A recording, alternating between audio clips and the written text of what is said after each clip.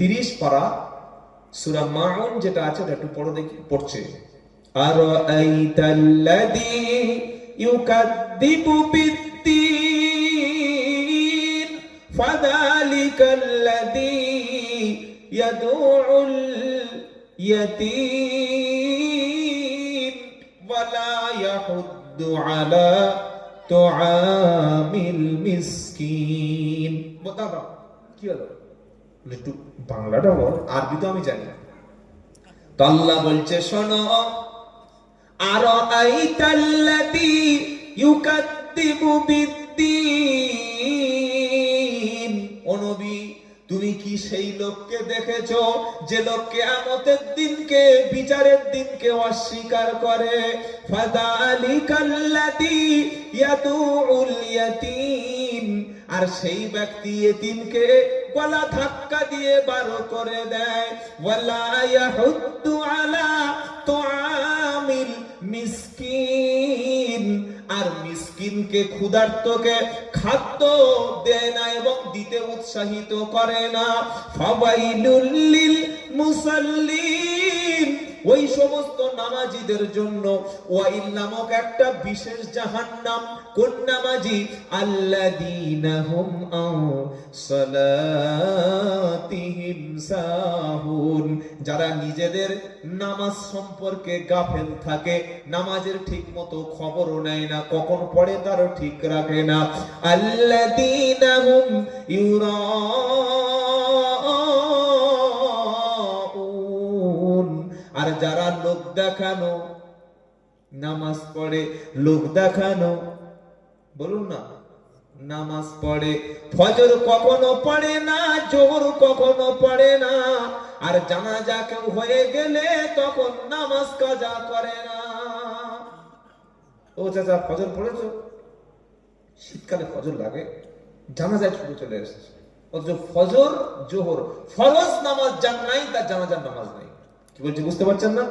আল্লাহর নবী সাল্লাল্লাহু আলাইহি ওয়াসাল্লামের যুগে এরকম বেনামাজি কেউ ছিল না, আর বেনামাজির জন্য জানাজার নামাজের প্রশ্নই তো আসে না।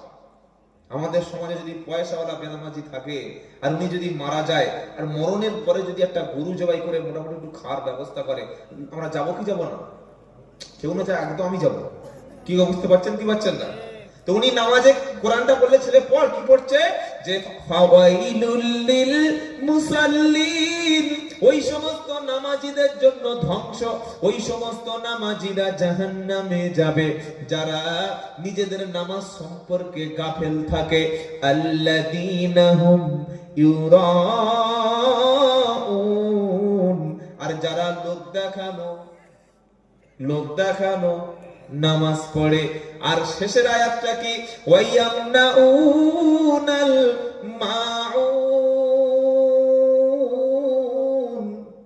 মাউন মানে কি জানেন? এই আমাদের ব্যবহার করা ছোট্ট ছোট্ট জিনিসপত্র, যেমন বালতি, বালতি বোঝেন আপনারা? বোঝেন না? তারপর এরকম ছোট ছোট ডিশ, এই শাবল, কোদাল, খুন্তি, হাতুড়ি, কাস্তে, বা এই সমস্ত ছোট ছোট দৈনন্দিন জিনিসপত্র, যেমন ফোনের চার্জার বলুন বা কোন একটা ছোটখাটো যেগুলো আমরা নিত্য প্রয়োজনীয় জিনিস যেগুলো ব্যবহার করি, এইগুলো মানুষকে না দেওয়া। কেউ কারো চাইতে গেছে, ভাই তোমার এই বাড়িতে একটা ওই জিনিসটা আছে, একটু দেওয়া যাবে? বললে না না আমার ওই জিনিস নেই, কিন্তু ঘরের ভিতরে আছে।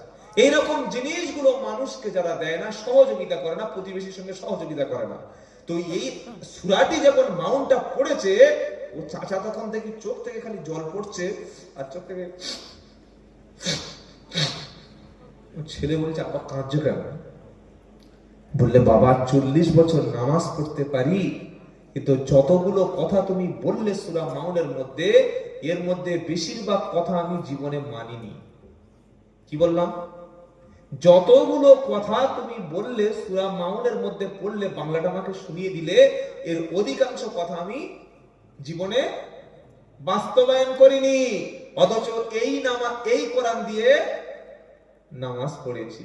মুসলমান, কোরআন দিয়ে নামাজ পড়ো, সমাজ কেন গড়ো না? কোরআন দিয়ে পড়ো নামাজ, সমাজ কেন গড়ো না? গড়তে হলে পড়তে হবে, গড়তে হলে পড়তে হবে। এই যে আল্লাহর কালাম,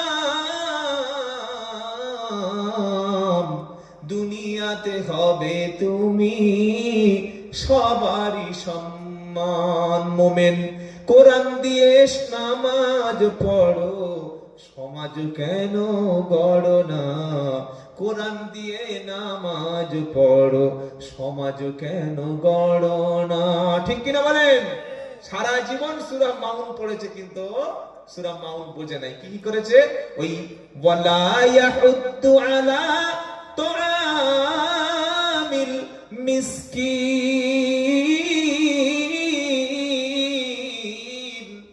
মিসকিনদেরকে খাদ্য খেতে দেয় নাই। মিসকিন কারা? যে হাতে করে ব্যাগ এনে আপনার কাছে ভিক্ষা করে, ওটা মিসকিন। ওটা মিসকিন না, ওটার নাম কি? ফকির। আরবিতে কি বলা হয়? কথা বলে না। ফকির, ফকির। আমরা বলি না ফকির আসছে, ফকির বলি কি বলি না?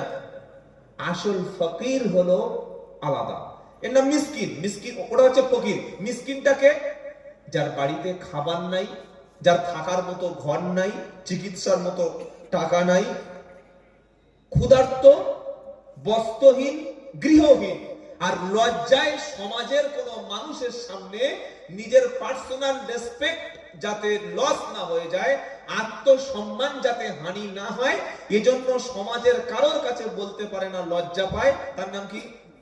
তার নাম কি? অথচ এই মিসকিনকে দিতে আল্লাহ তাআলা মানুষকে উৎসাহিত করেছেন। জোরে বলুন সুবহানাল্লাহ।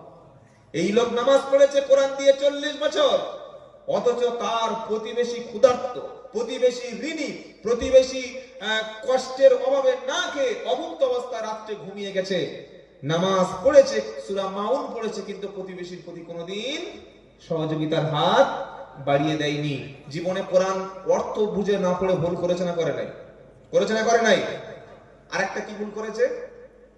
ওয়ালা ইয়াহুদ্দু আলা, তো তার আগের হাতটা ফাযালিকাল্লাযী ইয়াদউল ইয়াতীম, আর এতিমকে যারা গলা ধাক্কা দেয়। এতিম কাকে বলে?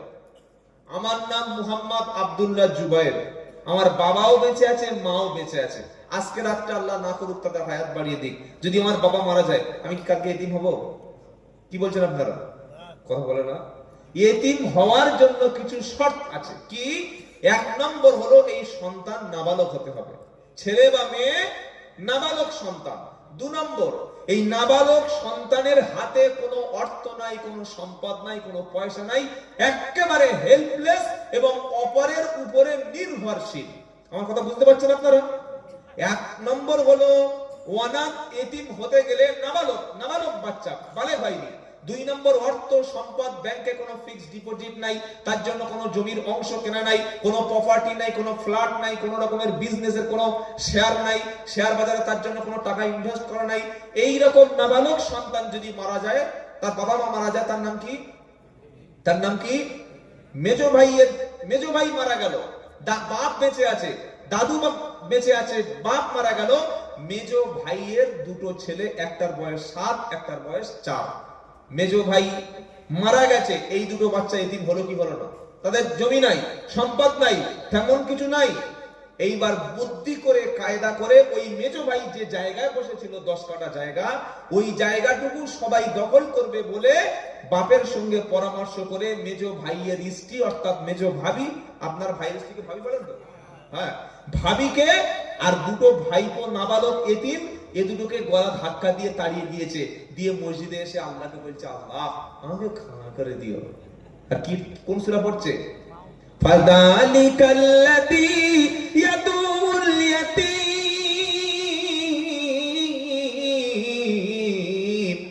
সেই লোককে কি দেখেছেন যে লোক এতিমকে গলা ধাক্কা দেয়? আজকে গায়ের জোরে, ক্ষমতার জোরে তুমি এতিমকে গলা ধাক্কা দিয়ে তাড়িয়েছো, কালকে যেদিন তুমি জাহান্নামে যাবে, সেদিন আল্লাহ তোমার গলা ধাক্কা দিয়ে জাহান্নামে নিয়ে যাবে। বললে দলিল দাও। এত দূর থেকে এসেছি, দলিল ছাড়া কি গো? ইয়াউমা ইদাউনা ইলা নারি জাহান্নাম দাআ, সূরার নাম তুর। কি নাম? তুর 27 পারা, একদম পৃষ্ঠার দুটো লাইন উপরে, ইয়াউমা ইদাউনা ইলা নারি জাহান্নাম দাআ, যেদিন কাফেরদের, জাহান্নামীদের, আগুনের বাসিন্দাদের গলায় ধাক্কা দিতে দিতে জাহান্নামের দিকে নিয়ে যাওয়া হবে। তখন সূরা মাউন পড়ছে আর বলছে, দুটো কেসে ফেঁসে গেলাম। কটা কেস হলো সবে? একটা ইতিম তাড়ানো কেস, আর একটা মিসকিনকে খাদ্য খেতে না দেওয়া কেস। এবার 3 নম্বর কেসটা বলবো নাকি? বলবো? ফাওয়াইলুল লিল, বলুন ফাওয়াইলুল লিল মুসাল্লিন, তাদের জন্য জাহান্নাম। নামাজি, কোন নামাজি? আল্লাযীনা হুম আন সালাতিহিম সাহুন, যারা নিজেদের নামাজ সম্পর্কে বেখবর। কটা বাজে? 4:30? ইস, আসলে নামাজ কাজা। মাগরিবের নামাজ পড়ছি। আর এই কাজটা মেয়েরা সবথেকে বেশি করে। মেয়েরা কি আমার কথা শুনছে? মায়েরা আছেন নাকি? মায়েরা নাই? পুরো হয়ে গেছে, ঠিক আছে। আপনারা শুনে মেসেজগুলো বাড়িতে পৌঁছে দেবেন। মায়েরা নামাজ পড়ে বেশি, কিন্তু ওয়াক্ত অনুযায়ী নামাজ পড়ে না। বেশিরভাগ মায়েদের নামাজ ওয়াক্ত শেষ হয়ে গেলে পড়ে। মাগরিবের নামাজ সেই হাঁস, মুরগি, গরু, ছাগল রান্না বান্না করে 7টার সময় মাগরিবের নামাজ পড়ছে, কি বুঝলেন? এশার নামাজটা পড়ছে সিরিয়াল দেখার পরে। ফজরের নামাজটা পড়ছি উঠতে আজকে থাক, কি বলছে? আজকে থাক। আর জোহরের নামাজ রান্না বান্না করে, লাঞ্চ করে নিয়ে একদম একটা ভালো করে দুপুরে শুয়ে ঘুম থেকে উঠে 3:30টার সময় জোহর। আছে না নাই? আল্লাহ বলছেন এদের জন্য জাহান্নাম, যারা নামাজ সম্পর্কে গাফেল থাকে। আর মুসলমান কুরবানির হাটে গেছে গরু কিনতে, ছাগল কিনতে, উট কিনতে, নামাজ কাজা। গরু কিনতে, কুরবানির পশু কিনতে গিয়ে নিজেই নামাজ কাজা করে দিয়েছে। আছে না নাই? সেজন্য আমরা যে কোনো অনুষ্ঠানে গেলে, যে কোনো বাড়িতে গেলে, যে কোনো একটা অনুষ্ঠানে গেলে নামাজকে আমরা সময় মতো পড়ব। বলুন ইনশাআল্লাহ, বলুন ইনশাআল্লাহ।